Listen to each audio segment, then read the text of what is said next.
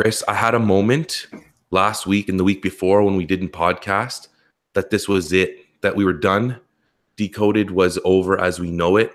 And I started thinking about how I could come on and just talk by myself. How are you? I'm good. Yeah. Well, I think it was cool. It was cool to reconnect.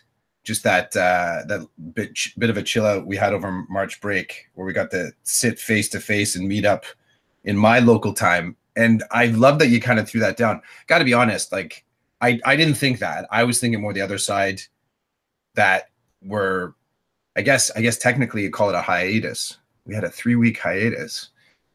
But I never for a moment thought that something wouldn't pop back up again. I guess at that same space, I wasn't too stressed if it didn't. Because you and I have sort of had that open conversation around, we're not quite sure where this is going. We meet up, we let life kind of drive our conversations. So if you had gone solo, dude, if that's where it had ended, I think I would have been okay with that. I think I would have also wanted to be like your first guest. Can I come on as your first guest? I don't think, number one, it was really, I don't know where my camera is because I've got my window.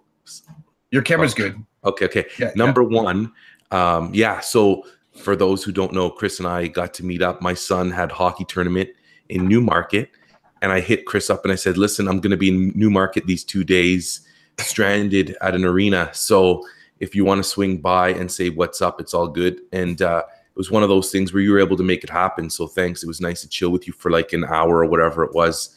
It broke up those couple of days nicely.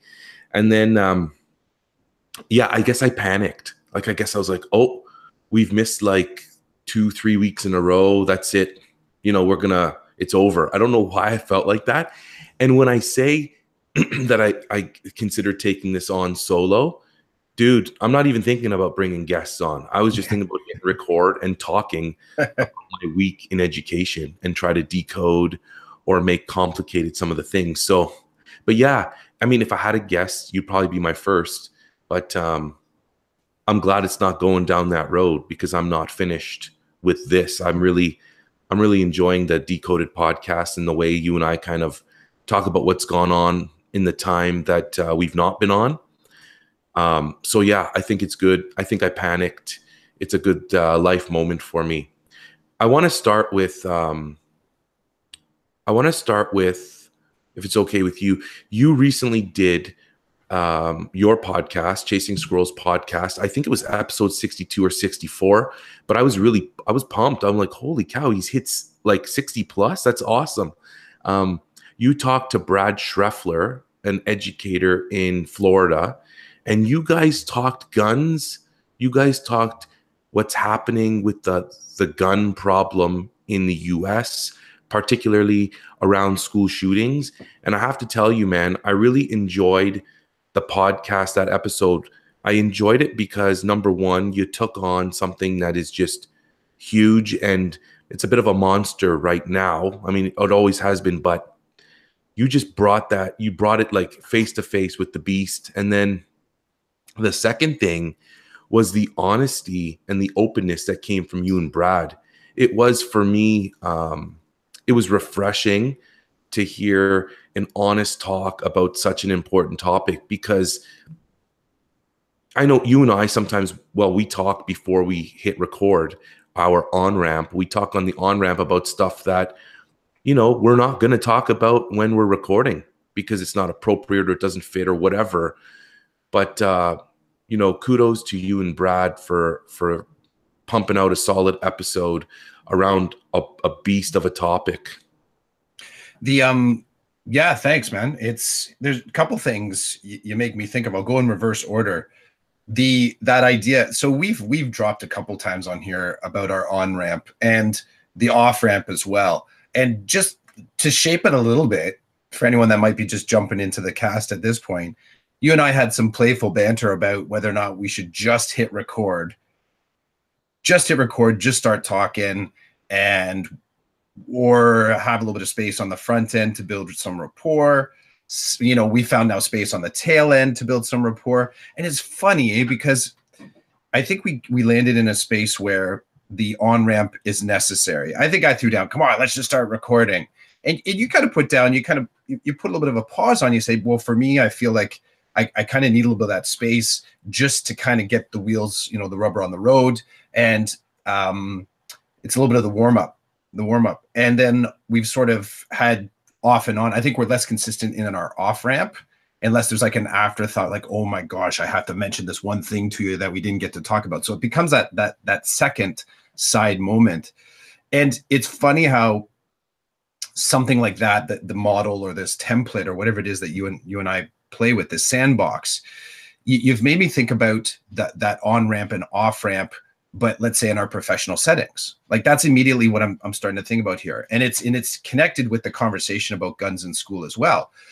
But where are those spaces in your school where you feel like you have that on ramp? I mean, we can make it very teachery and say what we try and develop for the kids. And it brings into question for me that idea of feeling authentic in our workspaces. Now, there's a truth that some of the things you and I talk about on the on-ramp are vaguely educational. Sometimes they're more personal, and we're just reconnecting because we're sort of giving, I guess, the world a snippet of our friendship as well. I mean, that's what's kind of pinging off here in our conversations. There is part of that we don't automatically authorize everyone to steal our anonymity. We still have stuff that we're going to hold back and just talk to one another in the same way if we texted or if we phoned. But there is that interesting shift. And I think there's a noticeable shift to a degree when you and I actually start talking business on the podcast. And it makes me think about those spaces where, like, I feel entirely authentic talking with you right now. And I feel entirely centered and mindful of our conversation. I'm also aware of the fact that you and I talked about stuff before we hit record that is more private. It's protected. It's stuff that's just for you and I. So I take that and I think about our working spaces and I have that. I don't have a lot of that. I have a very small space. So I do have, let's say, protected conversations before the actual day happens. What I don't have is, let's say, varied resources because there isn't a lot of staff that's around. But you make me think about that idea of authenticity, where you arrive at work and where are the sort of walls that are being put down. Just another thing it makes me think about is I got to help out with an AQ, Jill Stambolich. I think I told you about this previous episodes. And it wasn't a question that I posed, but it was a response from the group where one of the students said, I don't talk about my home at work and I don't talk about my work at home. And my response to that was, that would be very difficult for me. I can't compartmentalize like that. There's got to be a little bit of flow where I can, my ideal is that I'm taking the best from each area and cross-pollinating. I think it makes me feel more whole. It makes me feel more integrated into my life, where it's not so much here I am at work, here I am at work and here I am all the way over here at home. To bring it back to the necessity of the on-ramp, what does that look like for some educators? Do they arrive at work and feel like they can't get a little bit of they can't stretch their legs just a little bit before the day starts? You make me mindful of that. And the second part, which is just as, let's say, not any less important, but that conversation around guns in schools, I still don't know how to talk about it. I really don't, for a myriad of reasons. And I've actually gone back. There's maybe 5 episodes in my podcast list that I've gone back to and listened more than one time. This one has already been on the replay a few times in bits and pieces, trying to sort of find, it's not looking for answers. It's kind of like the conversation, finding a place to stand in the conversation, because the whole thing for me from the inside when Brad and I were talking was very, like, it felt like I didn't know where to place my feet. I really didn't. And in listening to I can really hear it on the front end of the conversation. And someone actually said, you sound rattled. Like you're kind of, what, like more choppy than I normally am. And I said, I think I was. I knew it was a conversation I wanted to have, but I didn't know how to jump into it. So that's what you got me thinking. I want to jump back into the on-ramp at work. There definitely is one. I'm going to throw out a couple of things like teachers in the staff room at recess, before school, after school, preparation time. It's one place. I know I will seek out a colleague or two, go into their room, shut the door. You get an on-ramp going or an off-ramp, whatever. It's stuff that you can talk about without, it's just, you know, a few of you. It's not, and it's a place where, and an appropriate time for on-ramp, off-ramp talk. So yeah, it's cool to think about that time in that space that you need to talk about things that you're not going to publicly be sharing, I guess. And when I say public, at school, I'm talking about when it's just you and your kids. There's some things you're just not, it's not going to happen. It's not appropriate for the time. Just like the kids do too, right? Like they might be in the car driving to school, talking about to their parents about something that's supposed to happen that day, or just something about school that they don't like. And it's appropriate for them to have that on-ramp talk before they get the hug and the kiss, get out of the car, walk into the building and start their day. I mean, we all do it. It's just what you want to call it. You and I call it the on-ramp for the podcast. And I remember you saying and talking about, hey, let's just hit record and see what happens. And I'm cool with that too. Like like you said, though, I said, well, hold on a second. There are some things that I'm just not going to say because I might use foul language, for example, or I might want to share something that's personal that I'm not ready for anybody to, like, I'm not ready for it to live on the internet the way that this podcast live on the internet. So I don't know. I like it. I think it's a nice way to say, hey, what's going on? What's up? And then hit record and just start your conversation that's meant for other ears. Mm-hmm. Yeah. Go ahead, man. I was just going to say, so is there anything else you wanted to say about guns and America? I don't know. It's where I've, because we touched on this in the podcast, because I don't trust my feeds, and I don't have, it's so theoretical in a lot of ways, because the contexts are so different, and the history and the culture and the Constitution and the mindset, everything really is so different. And the thing that I kept on coming back to, that notwithstanding, I use the example with talking to my colleague about whatever that 1% difference, or that small percentage difference between us and I think primates. Yet we are so radically different. There's a depth to that small percentage that makes a primate look and act like a primate, or like a monkey. Or, and again, I'm sorry, my science colleagues, I'm completely crashing this example. But the thing that it has come across that I've seen a couple of times is the fact that there's a really, numerically, a very small difference between us and a monkey and a primate. But we really are quite different. Like, there's depth to those small percentages. And I started to think about the gun issue, the issue of guns in schools, in that exact same manner.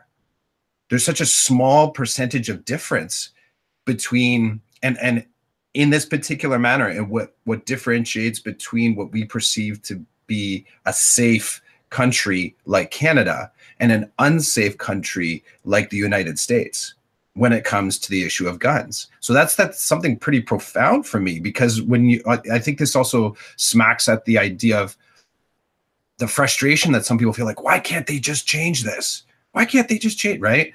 And then, well, let's unwind the constitutional, the Second Amendment, to say that you can have a gun, right? And you have a right to defend yourself. Or let's unwind the whole democratic rights just being told what not to do by government, or what you can do. Let's take it according to collector culture. Let's take it according to hunting culture. Like, there's so much there. And I think when I ended with Brad, I realized I was entirely appreciative. What I was most appreciative for was him affording me the opportunity to talk about it in a public forum. Because in doing so, the heart of it was the idea of how to talk about it. How do you talk about this? And my appreciation of having someone trusted to kind of give me a perspective, share his perspective. And then now it's up to me to sort of do the work. So now I have to decide whether or not this is an issue or an idea or a story or something that I want to advocate, on behalf. Is it something I want to just research more? Is it something that I want to figure out strategies to bring conversations into my classroom with my own family as well? I came across a couple of articles that talked about at what age, just in general, at what age do you start talking about this topic at home with your own children? I don't know.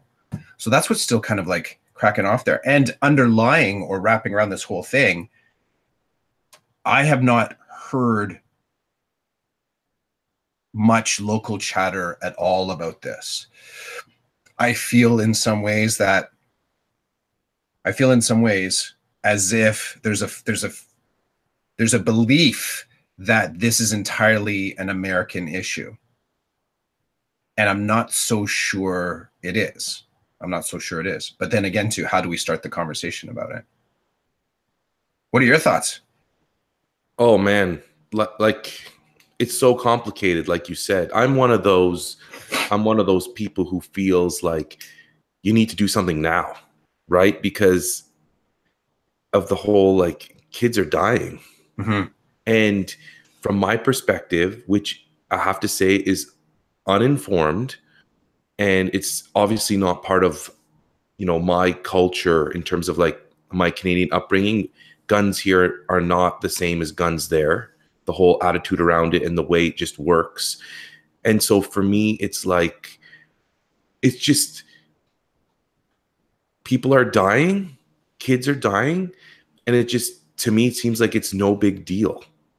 That's how that's my large perspective. The umbrella on top of all of this is it's happening in schools, and it's just nothing's really happening to stop that, short of building a fortress and like examining every single person before they enter. But then it's not really a school. What is it then if that's how you're doing it? I don't know. And I want to be respectful to both sides of the argument because, like I said, I'm uninformed, but I know that I don't want to send my kids to a school where somebody could walk in and do that. And I guess it's possible that that could happen here, but it's not the norm. It just seems like over there, it's kind of normal to hear about another school shooting. I don't know what else to say. There's here's some stuff. Do you want me to throw some things at you, and we can decide whether or not we respond or whether or not we just kind of like let it flow? You okay? You cool with that?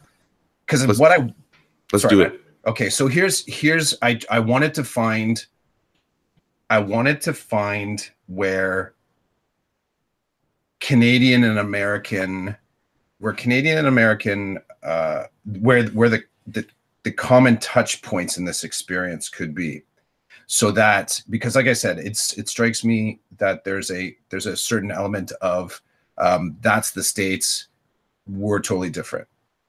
So and you could extend out of that, like that would never happen here, right? Right. Right. That would never happen here. So here's some of the sort of hot button thoughts that popped out of it.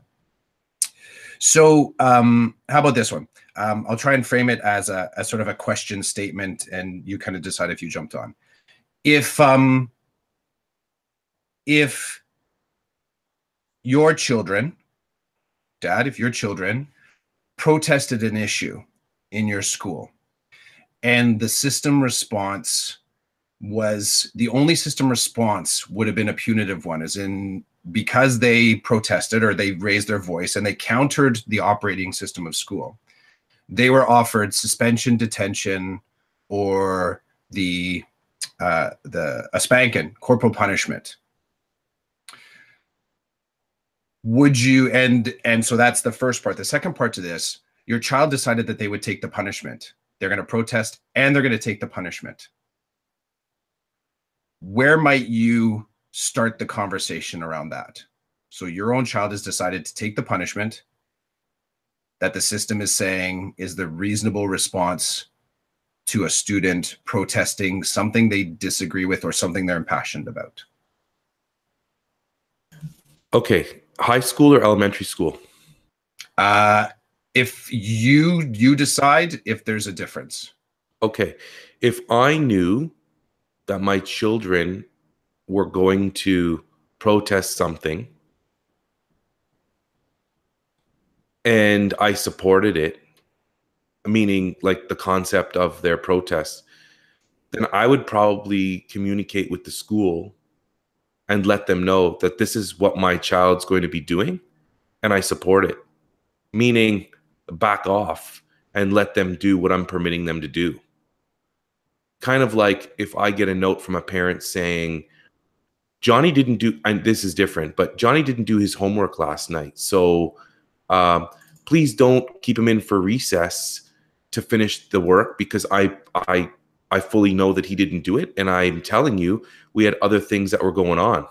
And so therefore, please don't discipline my son. And I would respect that and there would be no discipline. Now, you can jump back in and tell me if I'm messing with your question or what. But like, I feel if my kids talk to me about what they want to do and they tell me why it's important to them, then I'm going to do my best to support them. Now, if that's ignored, or if I don't do that and then they tell my son, see, this is I don't think this is elementary with the whole focus on the corporal punishment, in my opinion.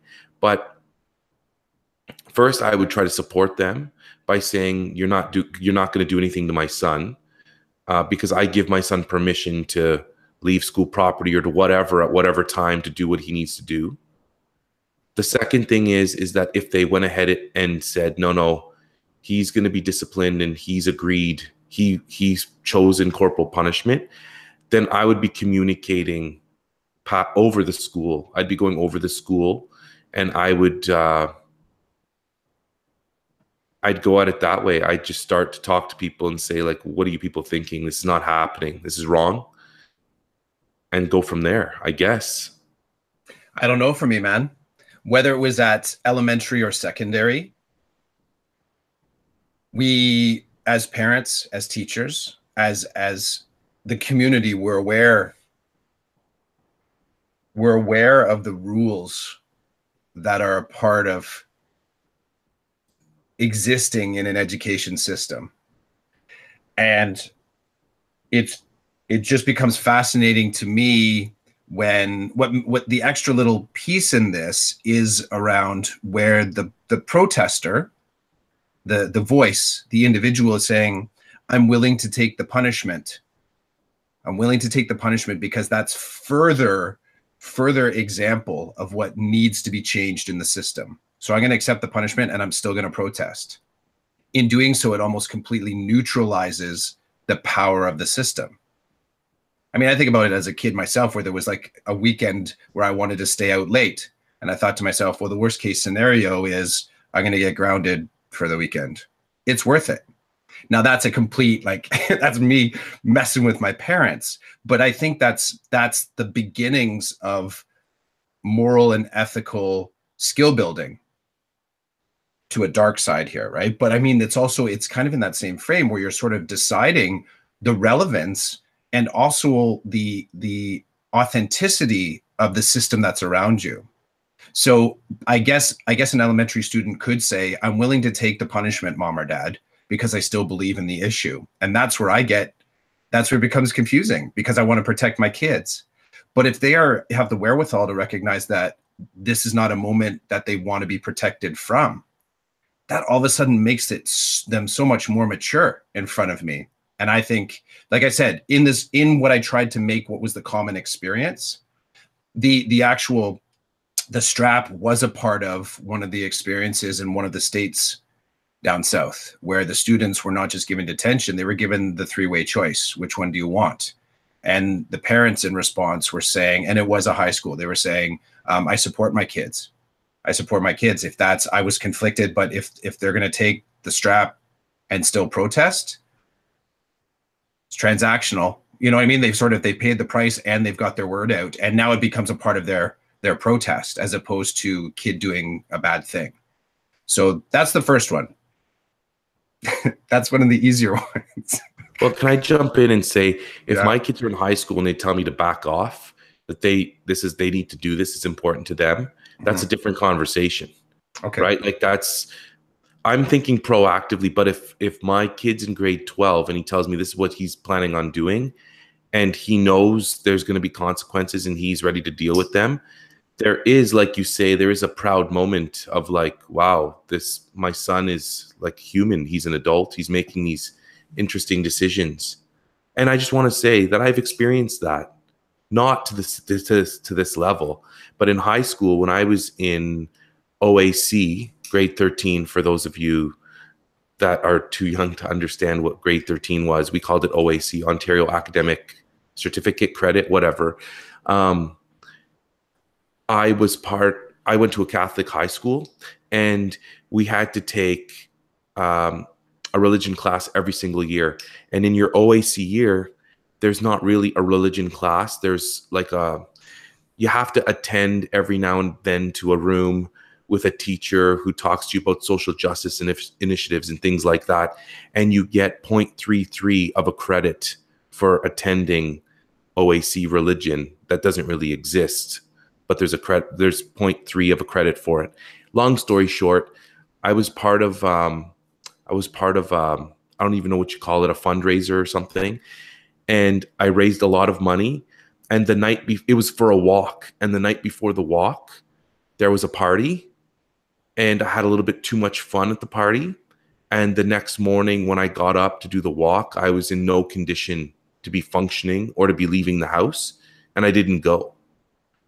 And I remember that evening, I said to my mom, I'm going to be in a lot of trouble tomorrow because I didn't go for the walk. I raised money. People donated. They pledged money for the walk, and I didn't walk because I was irresponsible the night before.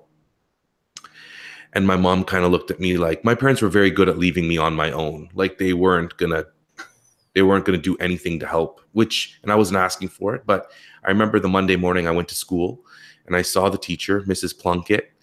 Word up to Mrs. Plunkett. And, I said to her, I wasn't there. And she's like, I know. And I said, this is what happened. And I need to fix it. So how do I do that? Like, what do you want from me? Because I have an idea of what I'm going to do. And she's like, what are you going to do? And I said, I'm going to contact each person that gave me money. I'm going to return their money. If they want it back, I'm going to return it to them. I'm going to apologize and explain that I was irresponsible and that it's something that I believe I've learned from, and I'm going to move on.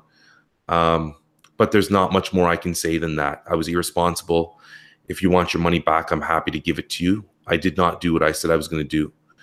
And every single person I spoke to, it was interesting. Every single person, and most of them were adults, friends of my parents, who donated a nice chunk of cash.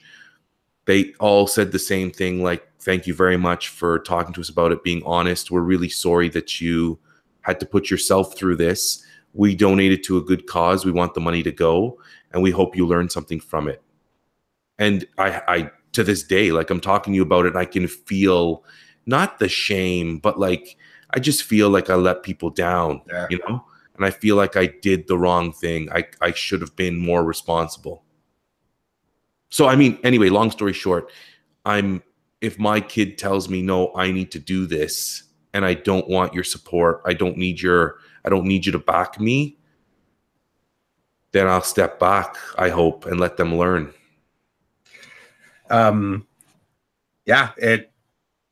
Get reflective on that one, yo. Again, I was trying to see from right now, where's the glue? So where's the common experience? How about this one? When a teacher is an activist, does that naturally bring activism into the classroom? And one of the spaces that I've kind of wrestled with here is a colleague said to me that conversation in the classroom has to lead to action. And that's just, I think for them was a basic pedagogical reality, is that it can't just be discussion in class. It has to result in something being made. And that's their sort of part of their frame of seeing the artifacts and, you know, conversations, artifacts, you know, observations, all those sort of thing that is like their assessment model. But it takes on a particularly interesting shape when there are issues happening in society and outside of the school. And for me, you know, I read the newspaper in the morning, I listen to the news, I arrive in the school sometimes on fire about certain topics that are happening there. And I want to bring, here's where I get torn up. Am I bringing my fire and energy about it, or am I bringing the information to the classroom?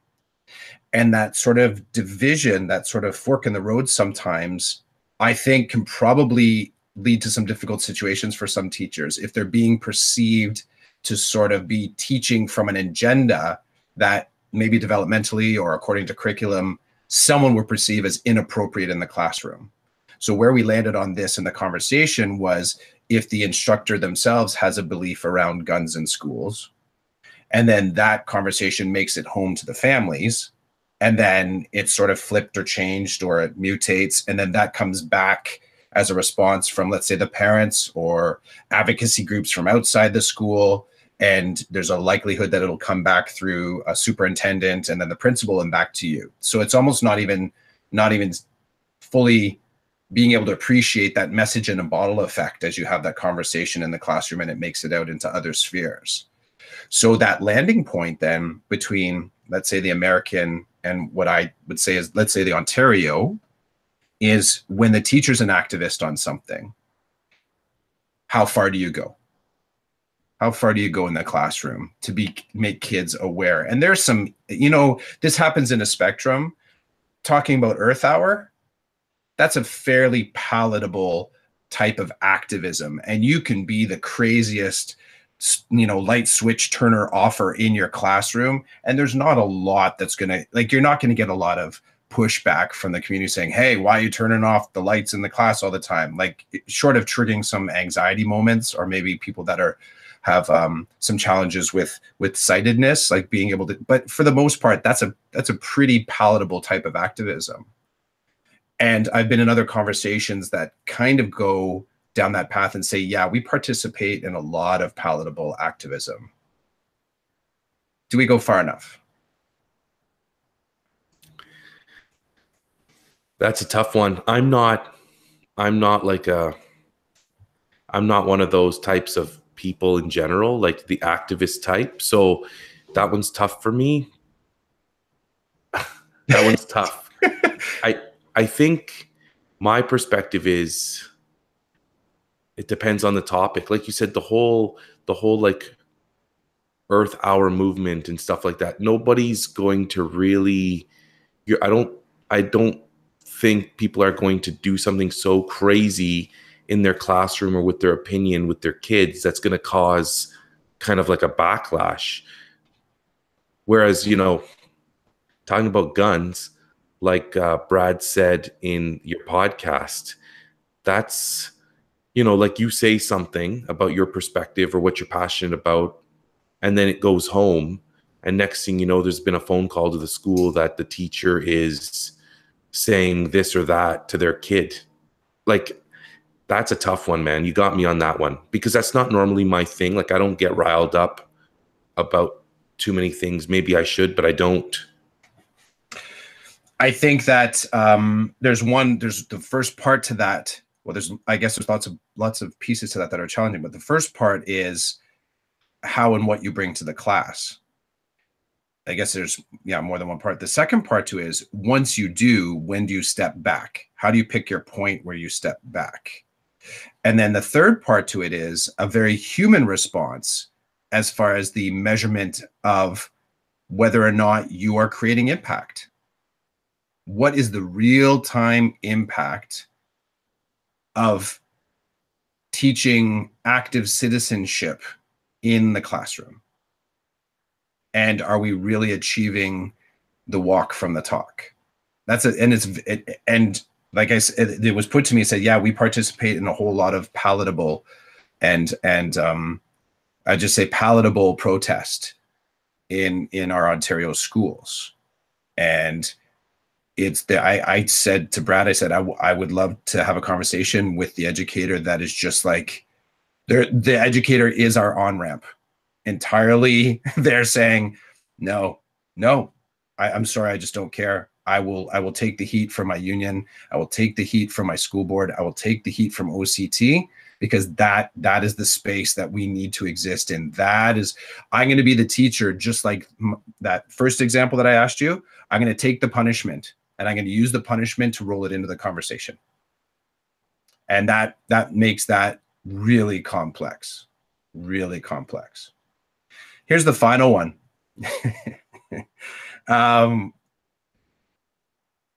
Looking at procedurally our preparedness for lockdowns in Ontario, I became very, very reflective about our emergency response tools and training that we have. It was profound to me when I first found out that, and this was a surprise as well, that there are jurisdictions there are states that having the students fully understand what the sound of a gunshot is. You know, that's not a firecracker, that's a gunshot. And that is a part of their safety training in pursuit of understanding that there could be an active shooter in their school. So the nature of lockdown training, there is the frame. They do have the frame, and I reached out to a couple individuals in my Twitter PLN, and they said, yes, we do have the sort of duck and cover and hide frame, which is a little bit what we have. But there's also a whole other selection of training, something called ALICE training, which also includes barricading your room and being prepared to confront an individual coming into your classroom, which includes grabbing something to throw at them, which could include tackling an individual that comes into the classroom. Now, we can differentiate between elementary and secondary, of course, and say whether or not you could even sort of be that, whether or not your classmates could be someone to actively participate in taking down an active shooter. But it brought to mind the difference. It really brought to mind the difference. So that being so, we are a duck and cover and hide type of training. That's my sense of our lockdown. So here's the question that emerges, where I'm trying to find the commonality. There's been conversations down in the stateside, especially coming out of the Parkland shooting, around how long do you hold the door open when a lockdown is declared? How far do you go? This is as the teacher perspective. Do you wait? Do you sort of check down the hall? Do you make sure that there's no individuals that are walking in the hall? And if someone were desperately banging at your door, screaming to come in, what do you do? Now, this goes really to this cuts to the core, because I find for myself, I am thinking about when we go into our lockdown moments, I am thinking about who's not in my classroom, and not just someone that I know may have gone to the bathroom, you know, just not that someone that is, but I am thinking about the other. I'm thinking about that sort of bigger picture of, could I have done more to wait just a little bit longer? And I think this is one of those things that we haven't had to talk about that in a real way, because I think that's entirely responsive to have gone through a real event. And I get the sense that because there are many schools in the States that have experienced lost students, like that, they officially now are saying, there's the regret factor. Had I held the door open just a little bit longer, maybe I could have saved that kid. So that's the thing. That's the number 3. That's sort of where I see connectivity there, as in one part of this could be, you know, do we feel the Ontario training is adequate? Or let's say our school board training, do we feel that it's adequate? Because we have that whole barricading the room. Do we talk about the impact? And it's almost like pre-trauma. Do we talk about that impact, about thinking about students that could be left in the hallway?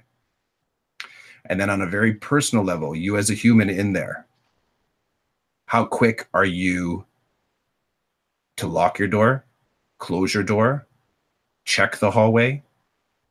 Where does your mindset get sort of anchored to? So you want me to jump in and start talking about some of the things that you think provided us with? I don't know, man. These are just, again, I was looking at the glue. What's the stuff that's happening in order for me to kind of begin my because this was the frame. In order to begin my conversation about this topic, what are my access points that don't force me to speak solely about the American experience? What are the pieces that feel like could be in our classroom right now as a conversation starter? And those three things, well, that was my takeaway. That's what I'm wrestling with coming out of that podcast. Good stuff for sure. And I love the way that you've been able to take those things from what you talked about in the podcast and apply them to our context here in Ontario. You know, you're in Newmarket, I'm in Kitchener-Waterloo, and what you're saying applies. Like, I'm thinking about our lockdown drills and our policy and procedures, and you're talking about it, and I'm reflecting. Like, you know, you're saying, what do you check the halls? Do you do this? Do you do that? Do you have time for this? What happens if there's somebody outside your door banging on your door? You know, you've got me reflecting on it, and you've also got me just really kind of like analyzing in terms of, for example, my classroom is right outside the boys' bathroom, and it's right outside one of the library doors. So in the case of a lockdown with my classroom, as the kids are going to their assigned spots in the room to, you know, duck and cover, I'm going to the door, and the first thing I'm doing is I'm looking in the hallway and then saying to the people, if there's anybody in the bathroom, you need to come out now. You need to come in here now. And if you can't, for whatever reason, they're in the bathroom, I'm like, then you need to yell something out to me now. Like, I need to know you're in there. So in our drills, kids will come right out of the bathroom into my room. I've had kids say, I'm in a stall, I can't come out. And then the people from the library come rushing in and they go to their spot. When I close that door, my instructions are not to open it again until the drill's over. Those are my instructions. But I've also been informed that there are people assigned to go to the bathrooms and to check the halls for people that couldn't make it to a room. And I'm calling the office to say, there are kids in that bathroom, and I hollered for them and they said they couldn't come. My door's closed and I'm going now. And I just hang up the phone and go. That's happened. So now, mind you, that's a drill, right? So we don't have anybody in the building with a weapon trying to harm people, which I imagine and believe that would be a completely different experience in terms of the panic and the fear that people will experience in a situation like that. But my door's closed and I'm not opening it. I've done everything I can do. This is what I tell you now. You know, if I hear pops in the hallway, I don't know if I'm going to open that door or not. I mean, I'd like to think that I will do what I can to help everybody that I'm supposed to be helping. But the other thing too is, if I'm in a corner with my kids and there are people in another corner with the librarian, like maybe the librarian opens the door, I don't know. And then when the librarian opens the door, is he putting everybody at risk? Just like if I open the door? You ask great questions. And, you know, once there was a lockdown where there was a threat. There was a dog in the school. There was a dog, a German Shepherd. This is at a former school of mine. Nobody knew, like, the dog got in somehow. And we don't know if this dog is like psycho. We don't know if this dog is kind and friendly to people. So we had a lockdown.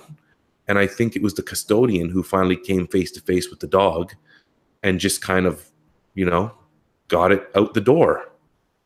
But I mean, don't get me wrong, that dog could have like attacked a kid. I don't know. We don't know. But we went into lockdown mode and we did what we were supposed to do, and nobody opened their doors that I know of until we were told it was over. And then we were told after there was a German Shepherd in the building, a big, big dog. Nobody knew how it got in or who it belonged to. It was just there. And it hadn't attacked anybody at that moment in time. But, you know, what if a grade 1 walks up to that dog to pet it and the thing takes its hand off? Like, we just don't know. So you ask questions that are really good to think about and a little bit frightening. You know, if there's a kid at my door yelling and screaming, banging on that door, and I've been told you're not opening that door, what do I do in that moment? So that's the effect. And, you know, dude, I appreciate you kind of like dancing with those, because this is our small, we talked about, you know, where's your on-ramp? So we just did a little bit of on-ramp in public. And one of the things that I become reflective about is where the spaces where where this type of conversation, whether or not we just modeled a way to do it or just honestly offered our POVs, where the spaces where we feel like we can have this, because this is an on-ramp. This is the beginning of a conversation, because as soon as we can see connections between our experience and what formerly was an alien experience, then you start to want to work through it. It's easy to look at the border between Canada and US as an absolute filter or a force field. But the more, maybe you found this too, the more I explore the conversations in education that I've had both with you and my other podcast, the more I've come to see that our contexts are like, they're not idea proof. They're not waterproof. There's not a stark difference in the collection of issues. They may be being dealt with in a different way, but there's a pretty solid core of conversations that do happen on both sides of the border.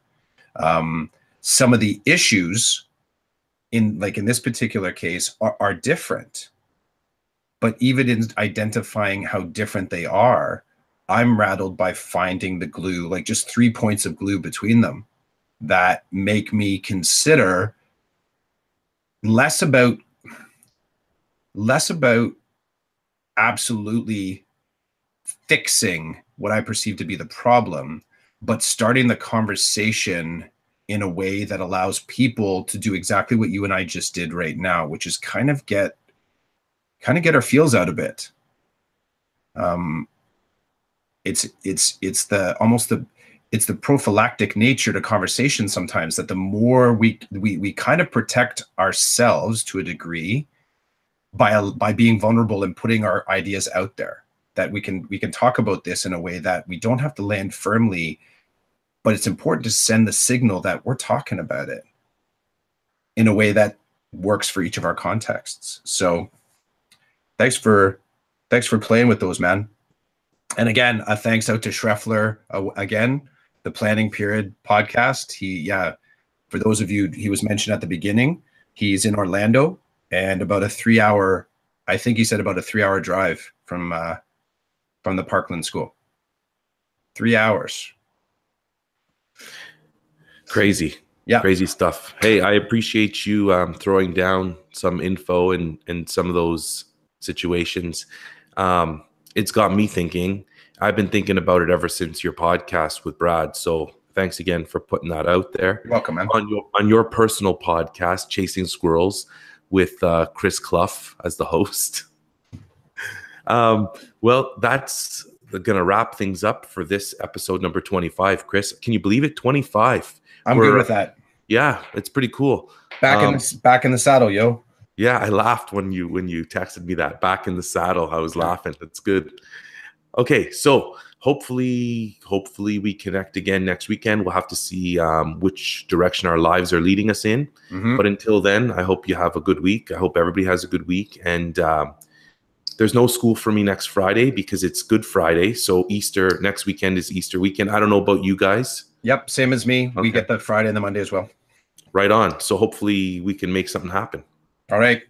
Take care, man. You too. Talk to you later. Ciao.